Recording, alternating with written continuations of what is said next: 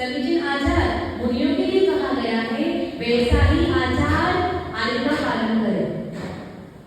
अब आर्य गांव के योगी कुछ 2-3 बातें छोड़ दी, उन्होंने लिख दिया कि आपको अभ्रावकाश योग नहीं करना है, आदावन योग नहीं करना है, वृक्ष को योग नहीं करना है, क्योंकि ये आर्य गांव के लिए इतना सहन नहीं है कि उस योग को धारण करना। बहुत मुश्किल। अभी ना वो चतुर्दशी के दिन वहां गए थे, बड़े मंदिर शांतिनारायण मंदिर से, वहां पे अभिषेक हुआ था भगवान जी का, पूरे बारिश कर रही थी, तो हमने कहा चलो हम भी यही बैठेंगे, बहुत अच्छा माहौल है और समय का समय भी हो चुका था, समय यही करेंगे। पास में वृक्ष था, बारिश तो नहीं आई लेकिन हल्की सी हवा की वजह से पानी ठंडा ठंडा पानी उड़ के आ रहा था।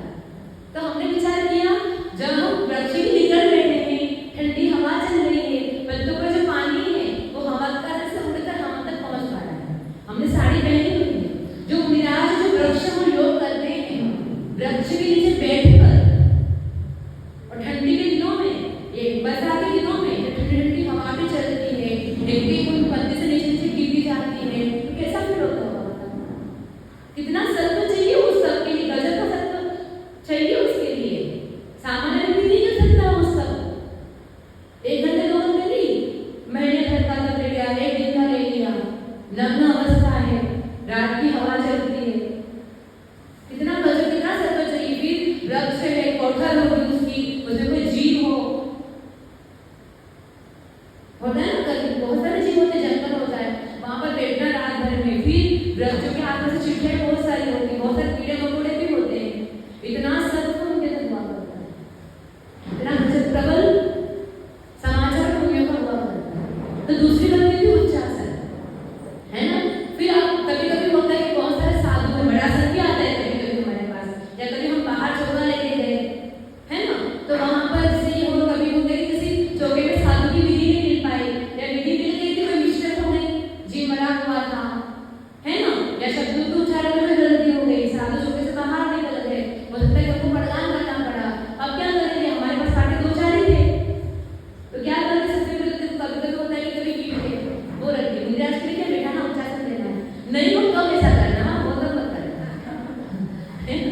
तो उच्चारण दे दिया, फिर कोई चौक या हल्दी है उससे अपन ने एक पावन भी बना ली, लाइन खींच ली चौकट, फिर अपन ने कहा कि हम इससे उच्चारण की स्थापना करते हैं, आप उच्चारण पर विराजमान हो। हमारे साथ हुआ था ऐसा एक बार, कब हुआ था, हमारे माता जी जो जिनका उदय को चकमा चला सभी के वजह से, हम दोनों की बहुत अच्छा मैच था, अच्छी भावना मिल रही थी, तो उनकी बहुत अंतराई थी, तो विहार को चल नहीं पा रहे थे, तो आचार्य जी ने कहा सब रेडी होने के साथ में उनको माता जी का हार करवा कर आप दोनों दोपहर विहार करना हार करके। तो हमने कहा दीदिया को भी चक्कर लगाने के लिए अब कितना भी करो न, सामान्य कोई चीजें सामान इकट्ठे किए, अब उसे पाटा रह जाएगा निकालना भूल गए, जब साथ में सुबह उसमें गिर रही है आचार्य जी आप बहनों को, और सुबह से चौका लगाना सामान्य कुछ पास में नहीं, तो पाटा निकाल रह गया, हो गया। दीदी को माता जी क्या करे, हमारे पास आए, तो हमने कहा एक काम करो, हल्दी लो और सच है वो बना लो और उच्चारण दे दो, फिर क्या करेंगे, यही तो एक तरीका होता है। तो कभी कभी तकलीफ आ जाए तो अपन इस तरह का उच्चारण दे सकते हैं। फिर तीसरा पुण्य है पार प्रक्षालन, हमारे घर में साधु आए हैं तो ऐसे पूरे लोटे में पानी फटाक से डाल देंगे, पानी समझदारी से डालो, लेकिन कैसे करना है, अपना हाथ ऐसे लगा दो, कोई गंदगी लग गई हो, कोई ऐसा कोई साफ हो जाए, पानी कम हो और गंदगी साफ हो जाए, और वे भी प्रक्षालन करना है, उनका प्रक्षालन करने से क्या करना है, पानी नहाने में डालना है। साधु को अपन प्रक्षालन किया है, पेड़ों का प्रक्षालन किया है, सबसे पहले गंदगी लेकर हमारे आंखों पर अपने वस्त्र पर लगा, क्योंकि हम उनको पूजनीय मानते हैं। उससे क्या मतलब होता है कि आपका विनय गुण कितना है साधु के प्रति, ऐसा तो नहीं फॉर्मेलिटी करके प्रक्षालन करना का आपने कुछ सेकंड डालना दोबारा डालनी है, खाली उसको काम आ जाएगी, ऐसा नहीं होता है। शावक तो नहीं करते हैं, जिन चौकों में नौकर हुआ करते हैं वो ऐसे ही करते हैं, व्यक्ति दीदी फेंक लेते हैं और नौकर तो नौकर ठहरे, सेवा के लिए क्या करेंगे। कभी शावक को भी ज्यादा नॉलेज भी हो पा रहा है, ज्यादा ही चौके लगाना करना तो कर लिया तो मेरे गुण का कम हो जाएगा, कभी ऐसा भी होता है। तो साधु का जो प्रक्षालन किया है वो गंदे लगाकर उसको साइड में गिलास में भरकर रख दो, फिर उनके छानने के बाद में पूरे घर में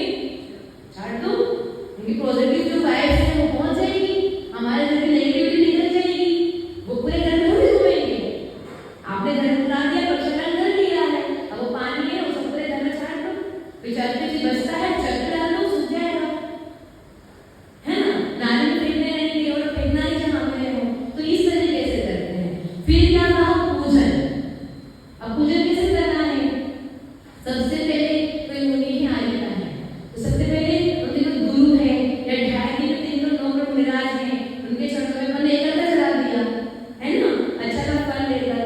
फिर अब जो मुनि है, जो माता जी है, उनकी हमारे पास देखो, हमारे घर में कोई साधु आता है, मंदिर में आके पूजा तो अपन रोज करते हैं, लेकिन हमारे घर में कोई माता जी आए, महाराज जी आए, पूजा कैसे करनी चाहिए? बहुत भव्यता के साथ करनी चाहिए। हम तरीका बता रहे हैं, पूरी करनी चाहिए। इतनी बड़ी माता जी आपको बोला था हमारी पूजा ऐसा, हमारी पूजा के लिए नहीं बोल रहे हैं, कोई भी मुनिराज आए, कोई भी हारिका है, आपको तरीका सिखा रहे हैं। हमारे घर में आते हैं तो इतनी भव्यता से पूजा करो, भक्ति से पूजा करो, झूम झूम के पूजा करो, पर हमेशा झूम झूम के मत करना। कभी देखा ना, समय ज्यादा हो चुका है, आज साधु परिणाम में लेट हो चुके हैं, आज भी लेट भी है, हमको 12 बजे 100 बार पहुंचना है सामने के लिए, तो उस समय सिंपल से पूजा करें। कभी लगता है कि टाइम बहुत सारा है, थोड़ा है ना, कम अच्छे से पूजा कर सकते हैं, तो उस समय वैसे अच्छे द्रव्य से और अच्छे भाव से पूजा भी करनी चाहिए।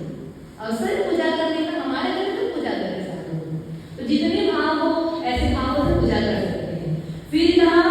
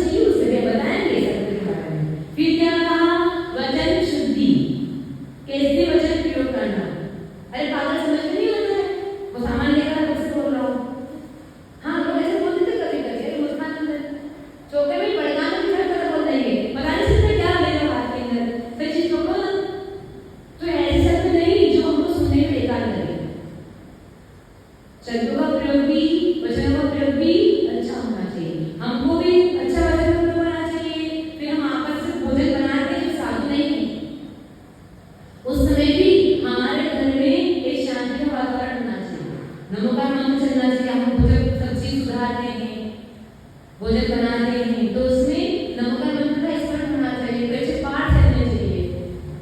आपस में कोई भाव खींचातानी नहीं हो, सास में खींचातानी नहीं हो, सास कही तो मैं बनाऊंगी, बहू कही तो मैं बनाऊंगी, सास की तुमको क्या बनाना आता है, मैं जिंदगी होगी पर सुबह दीवार नहीं बनाती, तुम क्या बना लोगे? तो ऐसा वाला नहीं है, जरूरी थोड़ी है आप जो बना दो उससे वो बना ले, तो ऐसा नहीं हो खींचाता नहीं है, कभी कोई खींचाता नहीं हो जाती है। बहू के भी ये आइटम बनाऊंगी, सास में ये आइटम बनाऊंगी, बहू के लिए नहीं माता जी तला हुआ नहीं खाती, सास में तला हुआ बनाऊंगी, दो नहीं खाए तो मैं बात नहीं खा लूंगी। सही बात है, सही हमारे लिए बनाए तो हम लोग खाएंगे, हम बनाएंगे ना, सासू तो खाए नहीं, हमसे क्या मतलब, सच्ची बात है, यही तरीका है। हम हमारे लिए बना रहे ना तो हम क्या खाते हो रहे, सासू को सिर्फ क्या लेना है वो रखवा देंगे, जो नहीं लेना है वो निकाल देंगे, तरीका तो यही हाल होगा। फिर कहा काय शुद्धि, अब काय शुद्धि में आता है सोना, आपका वाला सोना, आत्मा वाला सोना तो अलग है, जो कपड़े होते हैं, शरीर होते हैं, उनकी शुद्धि रहनी चाहिए। फिर कहा आहार जल शुद्ध है, ऐसा शुद्धि बोलते हैं इसको, हमने जो आहार बनाया है वो आहार शुद्ध है।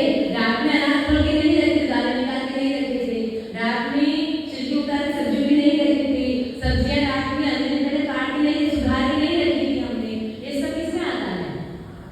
रात में उन्हें पानी खाना नहीं था, 5 मिनट रसोई में घुस गए, अब हम तो ऐसे क्या करेंगे, कोई बोलो तो ऐसे कर दे। हम कहाँ थे? अंजन बारासात में थे, तो सुबह सुबह 5 सीटी आ रही, चौकी पर इसी ग्राउंड में कोरोना चल रहा था, तो ग्राउंड में वही था, तो वहाँ पे सुबह सीटी चल रही बज रही है, हमने माता जी को बोला, आराध्य माता जी को बोला सुबह सीटी क्यों बज रही है? माता जी ने कहा कि भाई अगले दिन भी खाना था, हाँ सीटी तो बजती है। फिर कुछ पता लगा तो मैंने जो सब्जी दाल वगैरह सुबह सिंचाई में कर देते हैं, वो समझा रहा है ऐसा मत, पाप का बंद होता है, सुबह 5 बजे थोड़ी उतर करना पड़ता है, जब सूर्य का उदय हो जाता है अच्छी चीजें दिखने लगती है, इसके बाद में हम पानी छान कर चौके में गर्म करते हैं। पहले करें तो आहार की शुद्धि नहीं रहेगी, रात में अनाज भिगा, शाम को अनाज भिगा के रख दिया एक दिन पहले, ड्राई फ्रूट भिगा के रख दिए एक दिन पहले शाम को, तो सॉफ्ट हो जाएंगे। ऐसा कर सकते हैं, गर्म पानी तो गर्म हो रात को भिगा के रख दें। बताओ दाल की मेहनत कितने समय की गई है? दाल की मेहनत कितने घंटे की चौके में? 6 घंटे। कब से? जब से आपने कुकर में डालकर सिजाने लगे, तब से बगाने की बात नहीं है, आपने 7 बजे से कुकर में रख दी है और आप 9 बजे बगा रहे हो, तो 9 बजे से 6 घंटे नहीं गिनोगे, 6 बजे 4 बजे से 6 घंटे गिनने पड़ेंगे, क्योंकि कुकर में डाल दी है। तो अगर आप गर्म पानी में एक दिन पहले छोला भूने करो, मटर भी करो सूखे वाले, फिर अगले दिन सुबह उसको सब्जी बनाते हो, तो वो सब्जी शुद्ध कहलाएगी? नहीं कहलाएगी, क्योंकि 6 घंटे में बनाना है, मसाला नहीं तो क्या फर्क पड़ा, गर्म पानी में अनाज भिगो दिया, अब 6 घंटे के बाद में कितना भी उबाले पानी रख दो, पानी छोटी से तेरा उबला हुआ नहीं हो, लेकिन अनाज भिगोने के बाद में उस अनाज की मर्यादा 6 घंटे की ही रहेगी। इसके बाद क्या कहा? असंख्यात त्रज उत्पन्न हो जाएंगे। इसलिए माता बहनों को कहना चाहेंगे हमारे घर में वही आहार बने जो हमारा पुण्य का बंद कर रहा है। बहुत ज्यादा टेस्टी आहार में, बहुत ज्यादा अलग दिखाने के चक्कर में, वैसा दिखाने के चक्कर में हमारा भोजन अशुद्ध नहीं करना चाहिए। और खाते वक्त जो बनते हैं ना, देखो हमारे महाराज जी कहते हैं, संदेश सुमन साहब महाराज है ना, वो कहते हैं साधु को पौष्टिक आहार करना चाहिए, गरिष्ठ आहार नहीं करना चाहिए साधु को। क्यों? गरिष्ठ आहार करने से नींद आती है, सामान्य नहीं कर पाते हैं। पौष्टिक आहार मतलब कि ऐसा आहार जो वजन में भी हो, दिन भर भी निकल जाए, और हमारे लिए साइड इफेक्ट भी आलस आ रहा है, प्रमाद हो रहा है, गैस बन गई है, खांसी सर्दी जुकाम हो गए हैं, है ना, तो वैसा वाला आहार नहीं होना चाहिए। अब पौष्टिक आहार में कौन सा आहार आता है? अब खाकरे बनाते हैं, खाकरे में क्या है कि अनाज पर जल जाता है, समझना उसको, अनाज पर जल जाता है, अनाज की जो विटामिन होती है वो कुछ भी नहीं देती है, तो उससे क्या होता है? बारीक हो जाता है वो, उससे शरीर में खाने के बाद में वो जो आटा होता है वो शरीर में हड्डियों में जम जाता है ना, निकल नहीं पाता, जो मत में जंगल जाते हैं ना वो मेला निकलता नहीं है, और फिर वो शरीर के कोई लाभदायक भी जो सारी विटामिन जल चुकी है। अब पौष्टिक आहार क्या हो? वो जीव के लिए हल्का सा स्वाद के लिए होता है, तो जी घबरा लेंगे, ऐसे आइटम बनाने तो चाहिए, पर ऐसे आइटम बनाए जिससे पौष्टिक भी हो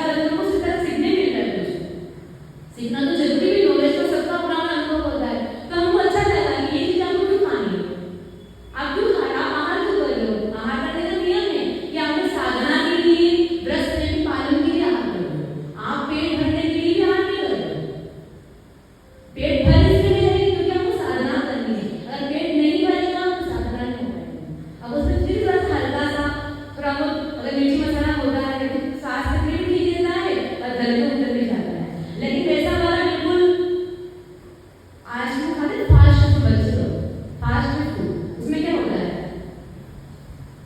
फास्ट फूड खाली टेस्ट डबल होता है। अभी बोर्ड लगा था यहाँ हड्डी को नीचे था, वहां लगा वो एकदम चाउमीन थी कटोरी के अंदर और कहा कि डबल टेस्ट है। हमने कहा टेस्ट तो डबल है, एक मिनट में शादी नहीं है। क्यों? अब ऐसे आहार और ऐसा भोजन करने से आज भी पीढ़ी इतना 10 साल का बच्चा तो मम्मी हाथ दुख रहा है, मम्मी पैर दुख रहे हैं, घुटने दुख रहे हैं। आज की माताएं बच्चे के हाथ पे दबा दी, क्या करें? खाना पीना ही ऐसा है। भाई वो पानी भरा से पूरी खा लो, पूरी कैसी? पूरी जल गई।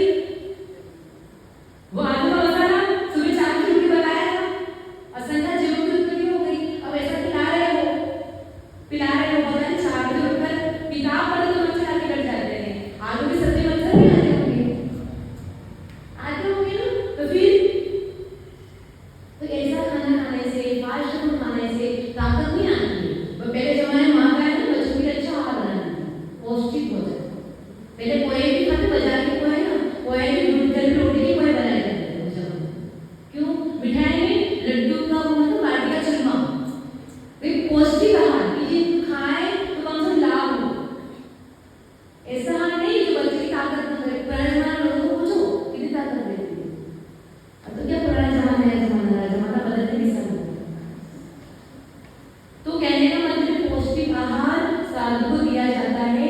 आहार जब शुद्ध है, पूरा व्यवस्थित आहार हो, शुद्ध हो और छुआछूत किए हुए नहीं। अगर आप अपना छुआछूत करके शुद्धि बोल भी दोगे, साधु को दोष नहीं लगेगा। दोष तो नहीं लगेगा, लेकिन उनका मन साधना में भी नहीं लगेगा। साधना में मन लगता है। कभी किसी ऐसे पात्र के यहाँ पे हाथ हुआ है ना आपका, जो चोरी का धंधा कर रहा है या फिर बहुत कषाय का परिणाम है, घर में शांति नहीं है, ऐसे घर में हाथ करके आओगे ना तो साधना भी नहीं होगा। हालांकि यहाँ ऐसा नहीं है, यहाँ तो हर शाम के शांति भी है और सब भक्तिवान भी है। चलो नहीं, भक्तिवान तो है ही, गर्मी तो करते हैं। फिर ये 9 भक्ति हो गई, 9 पुण्य हो गए। ठीक है, कौन से?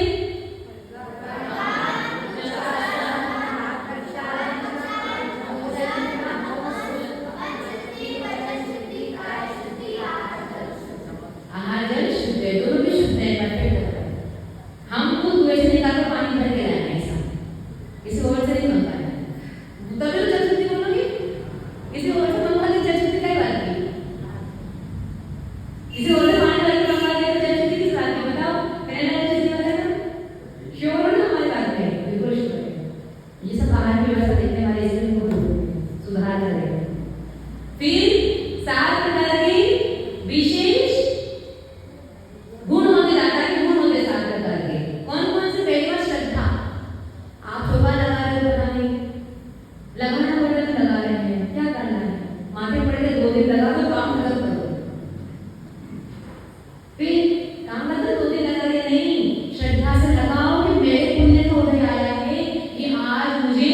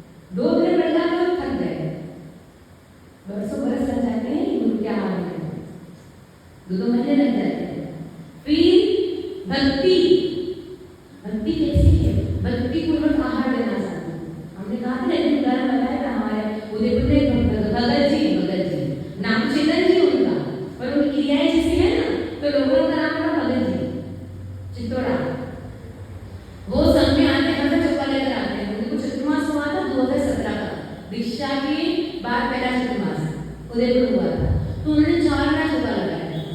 फिर हम जैसे माता जी का हाथ करके हम लोग को अंतराय जाते थे, तो उनके अंदर से फटक से अंदर खोलते ही थे। कोई भी आया दादी आई पट्टी चली गई और आगे बात लेकर चली गई।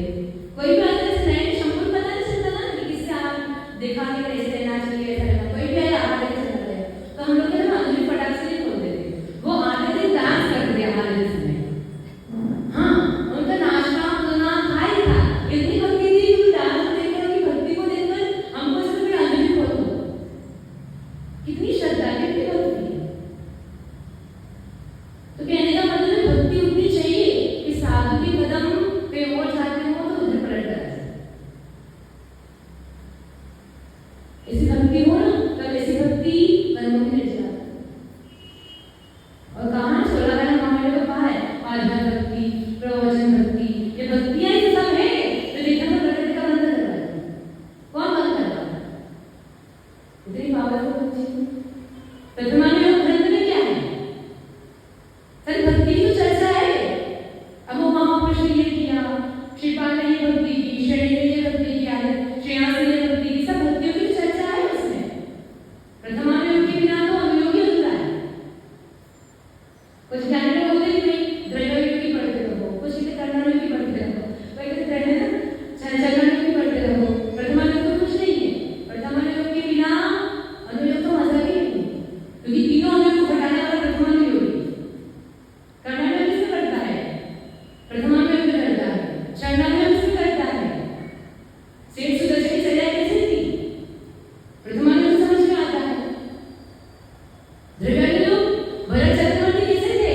युद्ध करने से पहले 2 मिनट सामायिक करते थे, आहार करने से पहले 2 मिनट सामायिक करते थे, आत्मचिंतन करते थे। तो ये प्रथमान्योग ग्रंथ ही है, तीनों अनुयोगों को उदाहरण बताता है। कहाँ से पता चलता है? तो ऐसा भक्ति होनी चाहिए गुरु के प्रति कि हमारे कर्मों में गिर रहा है। फिर क्या है? तुष्टि, संतुष्टि होनी चाहिए। कोई बात नहीं, छोटे महाराज जी आए तो कोई बात नहीं, बड़े महाराज आए तो कोई बात नहीं, बस आहार नियंत्रण हो जाए, अच्छे से हो जाए, कोई बात नहीं। ये वस्तु नहीं दी तो कोई बात नहीं। कभी लोग क्या माता जी ये जो खीर बनाई है ना, कोई बात नहीं, तो कोई बात नहीं, चम्मच तो पीछे कर लो, प्रसाद में दे। ये क्या होती है? ये संतुष्टि भी रखी है आपने। संतुष्टि तो सोच की बात नहीं, साधु के स्वास्थ्य के अनुकूल जो है उनकी पता नहीं कहीं हल्का सा भी कुछ ऊपर नीचे हो गया, वॉमिटिंग हो गई, तो हमारे लिए प्रसाद जरूरी नहीं होती है। साधु को जाना ही था, कोई फोटो भी नहीं दिखा, नहीं जाना, या फिर वो खाना खा के आज खाने की इच्छा नहीं है तो नहीं दिया तो कोई बात नहीं, क्यों विकल्प करना? प्रसाद तो वैसे पूरा चौका ही करो, ऊर्जावान बन गया, पूरा चौका ही पवित्र हो चुका है। कहने का मतलब कोई चीज ले तभी पवित्र होना थोड़ी जरूरी है। आप लोग कभी है ना मंडल की वहां शुद्धि करोगे, कोई समोह शरण की ना मंडल की शुद्धि होगी तो वहां पे चिट्ठी डालोगे, कोई पानी बाल्टी में पानी डाला है, सारी माताएं बाल्टी में धोएगी नहीं, उसको क्या करेगी? चौके में ऐसे होते हैं ना, चौके में ऐसे नहीं करना। और केवल वहां की वो तरीका है कि वो पॉसिबल अशक्य है, अशक्य अनुष्ठान है कि वहां पर पूरा पांडा धोना और करना पॉसिबल नहीं है, इसलिए उस समय हम इस तरह शुद्धि करते हैं। लेकिन 16 बदलना, साड़ी बदलना शक्य है, तो इसलिए उसको बदल कर करेंगे, है ना। फिर कहा अलुद्धता, लालच भी है, बहुत लालच भी है कि हम ये बना दे, वो बना दे, और शुद्धि का ध्यान ही नहीं है, तेल का ध्यान ही नहीं, घी का ध्यान ही नहीं, पता नहीं कल का जिसमें कल हमने करा था उसी के घी में कुछ करके आज कर रहे हैं। आगम की वो घी 17 हो चुका है, जिसमें हमने कल अनाज रस करी थी, सूखी चिप्स करी थी, वो घी आप आज यूज नहीं कर सकते हो। हम जो कला नहीं खाते हैं ना, तो का कारण नहीं है। पहली बार शुद्ध घी मिलता नहीं है, मिल भी जाएगा, वो जो घी आज यूज किया है उसी में कल करेंगे, 2 दिन उसमें करते जाएंगे, 2 दिन तक, इसलिए हमको पता वो 17 हो चुका है, इसलिए ये अपने को जमता ही नहीं है। नखरे करो मत, मुंह करो मत, कोई नहीं।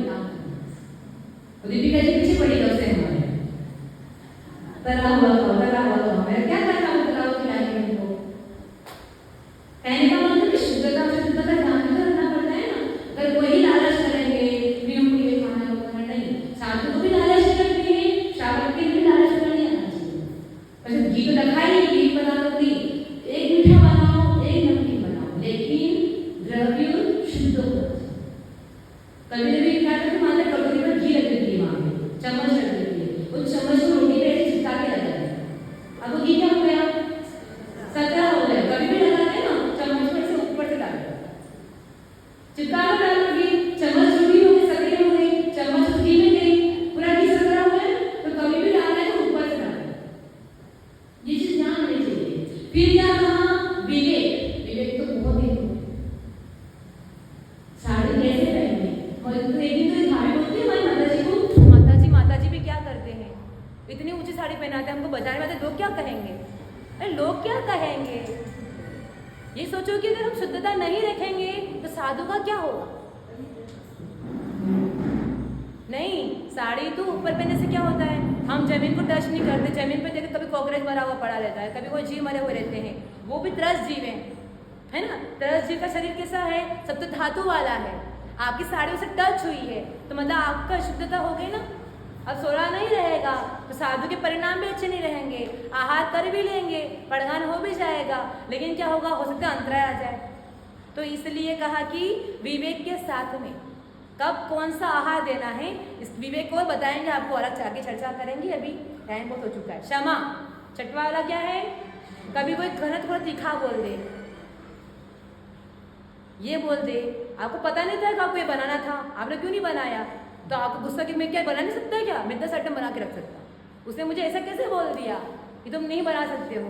कभी हो जाता है, कभी कोई भक्तिवश सामने वाला बोल देता है, कभी ये बोल देता है, तो नहीं, किसी ने कुछ ही बोल दिया, हमको तो क्षमा भाव धारण करना है, कोई बात नहीं, बोल दिया कोई बात नहीं। कभी कभी होता है कि हमारे चौके में कोई बाहर वाला आकर आहार दे रहा है, हमको समझ नहीं पड़ रही, उसको समझ ज़्यादा पड़ रही है, तो उसको है ना, तो साधु को भी उससे अनुकूलता बन रही है, तो हमको मन में तो ये कहाँ से आ गया, चौका तो हमने लगाया और बैठ गया ये आहार देने के। नहीं, कोई बात नहीं, थोड़ा देने दो उसको, आधार हो जाएगा, फिर अपन आ जाएंगे। अच्छा है ना, ये हमारे घर पे आया, शोधन करके आहार तो करवा रहा है, कम से कम हमसे नहीं हो पाता तो वो कर रहा है, ऐसा भी तो आना चाहिए ना। नहीं, हम तो सब जानते हैं, हमको सब आता है आहार देना, नहीं ये वाला नहीं होना चाहिए। आता है अच्छी बात है, आप भी ज्ञान मानो, लेकिन हमको किसी और से कुछ सीखने को मिल रहा है, सीख लेना चाहिए। फिर क्या कहा, सत्व, हमारी शक्ति जितनी हो चौके में उतने ही आइटम बनाना। पड़ोसी के यहाँ चौका लगा था ना, तो उन्होंने ये सब्जी भी बनाई थी, वो सब्जी भी बनाई थी, वो वाला मिठाई भी बनाया था, उन्होंने 5 प्रकार की मिठाई बनाई थी ना, तो मैं 5 कैसे बना सकता हूँ, मुझे 7 बनाने थे। वो नमकीन 5 प्रकार की बनाई थी ना, मुझे 7 प्रकार की बनाने। नहीं, आपका सत्व, आपकी शक्ति सामर्थ्य कितना है, जितनी शक्ति है, जितना सामर्थ्य है, उतना ही आइटम चौके बनाना चाहिए। तो हमने आज पहले प्रकार का 16 बताया, 9 प्रकार का पुण्य, और कौन सा पुण्य, 9 प्रकार का पुण्य कौन सा है, नंदा भक्ति, और 7 प्रकार के गुण, इनको प्लस करो 16। तो ये 16 प्रकार की बातें जहाँ पे होती है वहाँ पर 16 होता है। और जो श्रावक 16 पूर्वक आहार देता है, कहते हैं वो श्रावक परंपरा से निर्वाण पद को प्राप्त करता है। जो परम पूज्य आचार्य भगवान सुनील सागर जी को दे। चलो दूसरा 16